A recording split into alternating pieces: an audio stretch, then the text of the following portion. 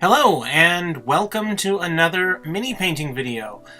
This week, to continue my horror movie themed month, I started with Frankenstein's monster from the original Frankenstein movie at the very end of September. And then last week was Tim Curry's character from Legend, the Lord of Darkness. And this week I'm jumping to a hero of a horror movie. I'm jumping to Kurt Russell's character MacReady from John Carpenter's movie The Thing. Specifically The Thing from 1982, not the remake that was far more recent, which of course has to do with the Norwegian team that shows up at the beginning of the original Thing, chasing the dog. I thought it was cool that when they did a remake this time for this picture, they decided to tell a slightly different story, a prequel almost, but still the concept of the Thing still comes through. I decided on the hero this week because the villain, the alien, as it were, from Buried Deep Under the Ice, really is a shape-shifting alien, so I wouldn't know exactly how to best paint it. I could do one of its many forms, but I thought the more interesting thing here was playing around with colors. And in this, the Thing takes place in Antarctica at a research station, and so the whole movie you're kind of bogged down by these cool blues and whites and the wind howling, and it feels very cold. And the environment is almost as oppressive as the alien within the group and within this picture.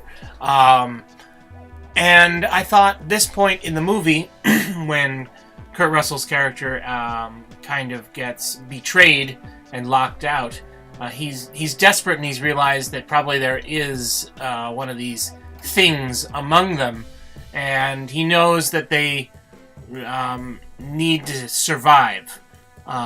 This alien creature thing is going to do whatever it can to not die, but to spread to civilization, and it does not want to die. So Kurt Russell decides to do the only thing he can do with all these people biting to kill him, is to threaten them, and threaten even himself by lighting a flare and keeping it near some precariously wrapped dynamite. And this seemed to be the most fun part to paint, because the flare is this reddish pink white light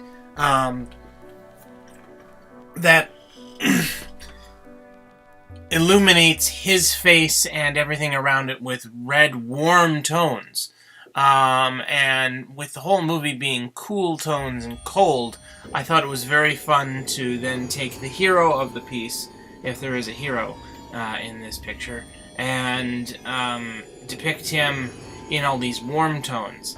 And it was a lot of fun just trying to play around with how much white of the paper I could still leave, and just especially in his hair and his frost-covered beard, what little bits of color I could add, little marks, little lines of reds and warm browns, but light colors, to kind of just play and play upon that flickering light that the flare would be giving his face, and the underlighting shining up, casting the shadow behind him, and casting such extreme rendering shadows on the dynamite in the foreground. Really the only cool colored stuff in this painting is kind of some violets and some blue violet in the smoke rising off of the flare, and some cooler tones in his eyes, because of course Kurt Russell has the blue eyes. This was a lot of fun to paint this week, I have to admit. I'm enjoying this horror movie month. Do you guys have any suggestions for other horror movies that you think I should cover for this month? It could bleed over into November if I get a lot of suggestions. I don't have anything specifically as an end date for these mini paintings with the horror movie themed. I just kind of wanted to do a smattering of a few various different topics. So this is more of a sci-fi horror. I had the fantasy horror the previous week, and then your downright classic horror first week.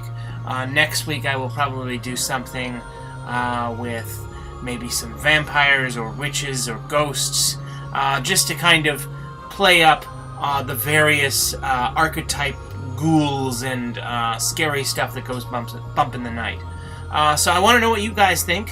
What do you want to see me paint? What are your favorite horror movies? I have been watching quite a few this year. I'm taking part of a kind of horror movie festival with a few people I spend a lot of time with, and it's been a lot of fun. I haven't watched every movie that they've been watching, but I've watched quite a few, and I'm enjoying rewatching some of these classic horror movies that are really well done and have held up against the test of time. This movie still is scary and creepy today as it was when it came out, and a lot of movies these days are stock full of special effects, CGI monsters and ghouls and scary stuff, but this movie manages to be really creepy with banks of snow and latex and other forms of practical monster effects, puppets, and creatures that still look good to this day, and probably will for years to come. I enjoyed it, and I highly recommend you guys sit down and give it another watch. Thank you again for being my Patreon backer. It's an honor doing this for you guys every week. Thank you very much, and I will continue to do so. I'm coming up on my year-long anniversary. I started this around Thanksgiving last year, and we're coming up on that time of the year real quickly.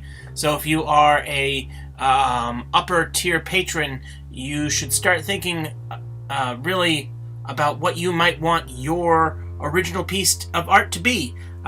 Please give it some thought and shoot me a message on Patreon or to my email at crossstreet@gmail.com. And until next week, thank you all for watching, and have a good one.